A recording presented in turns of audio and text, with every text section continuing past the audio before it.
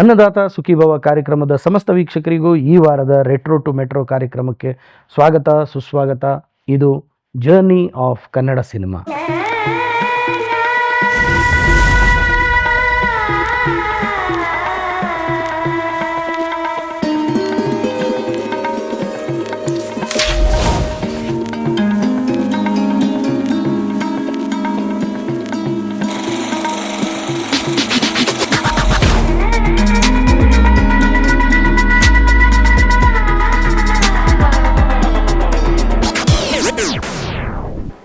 ಇವತ್ತು ನಾವು ಮಾತಾಡಕ್ಕೆ ಹೊರಟಿರುವಂಥ ಸಿನಿಮಾ 1946ರಲ್ಲಿ ತೆರೆ ಕಾಣುತ್ತೆ.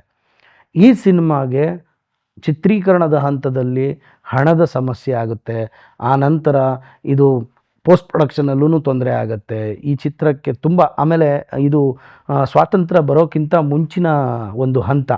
ಅಲ್ಲಿ ಫಸ್ಟೇ ಬ್ರಿಟಿಷರದ್ದು ಅದ್ರದ್ದು ವಾರು ಇದ್ರದ್ದೆಲ್ಲ ಒಂದು ತೊಂದರೆಗಳನ್ನ ಫೇಸ್ ಮಾಡ್ಕೋತಾ ಬಂದಿರುತ್ತೆ.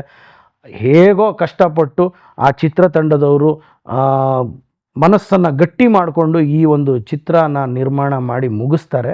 ಇದು ನಿರ್ಮಾಣ ಮಾಡಿ ಮುಗಿಸಿದ ನಂತರ ಈ ಚಿತ್ರ ಥಿಯೇಟ್ರಿಗೆ ಬರಬೇಕು.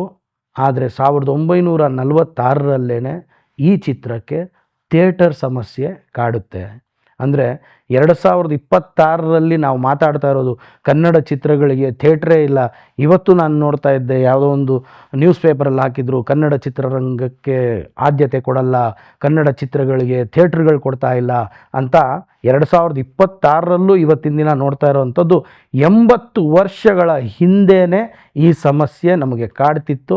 ಅವತ್ತಿಂದ ಇವತ್ತು ತನಕ ಇದಕ್ಕೊಂದು ಪರಿಹಾರ ಸಿಕ್ಕಿಲ್ಲ ಅಂತಲೇ ಹೇಳ್ಬೋದು.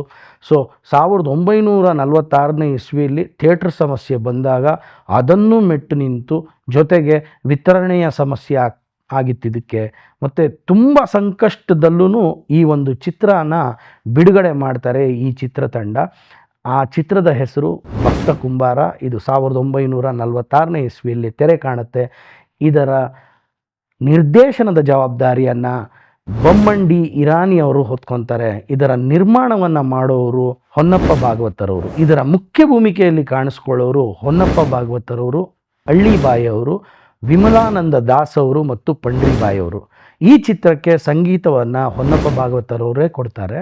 ಮತ್ತು ಈ ಚಿತ್ರನ ನಿರ್ಮಾಣ ಮಾಡಿ ಈ ಚಿತ್ರನ ತೆರೆ ತರುವಲ್ಲಿ ಹೊನ್ನಪ್ಪ ಭಾಗವತರವರ ತುಂಬಾ ಶ್ರಮ ವಹಿಸಿರ್ತಾರೆ. ಯಾಕೆಂದರೆ ಚಿತ್ರಮಂದಿರದ ಒಂದು ಕೊರತೆ ಇವರಿಗೆ ಕಾಡಿರುತ್ತೆ.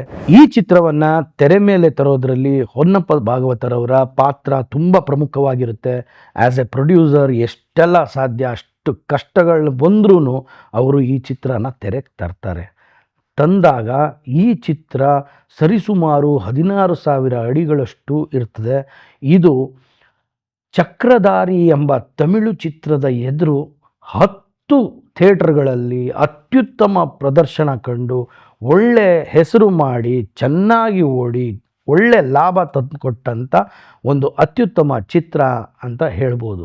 ಸೊ ಒಬ್ಬ ಪ್ರೊಡ್ಯೂಸರ್ಗೆ ಅಥವಾ ಒಬ್ಬ ಡೈರೆಕ್ಟ್ರಿಗೆ ತನ್ನ ಚಿತ್ರ ಮೇಲೆ ನಂಬಿಕೆ ಇದ್ದರೆ, ಅವತ್ತೂ ಚಿತ್ರಮಂದಿರಗಳ ಕೊರತೆಯಿಂದ ಪ್ರಾಬ್ಲಮ್ಸ್ ಆಯಿತು, ಇವತ್ತು ಆಗ್ತಾಯಿದೆ.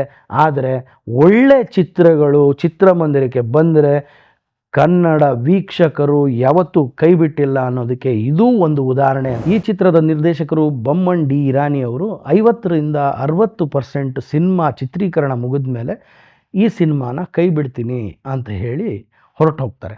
ಆಗ ಪಿ ಪುಲ್ಲಯ್ಯ ಅವರು ಇನ್ನು ಮುಂದಿನ ನಿರ್ದೇಶನದ ಜವಾಬ್ದಾರಿಯನ್ನು ತಗೊಂಡು ಈ ಚಿತ್ರವನ್ನು ಕಂಪ್ಲೀಟ್ ಮಾಡಿಕೊಡ್ತಾರೆ.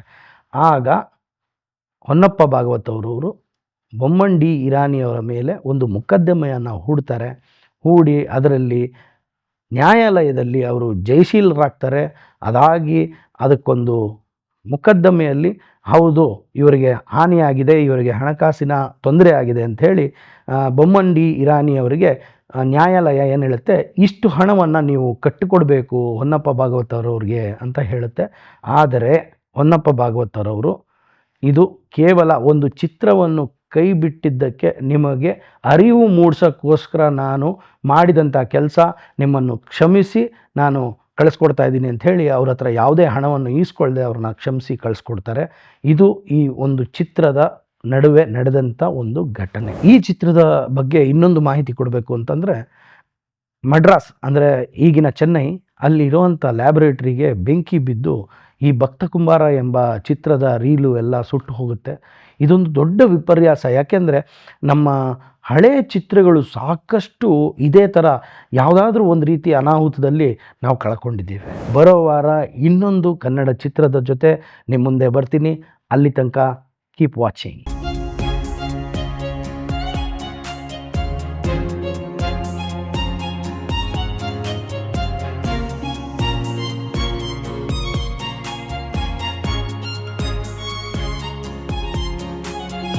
अन्नदाता सुखी भव।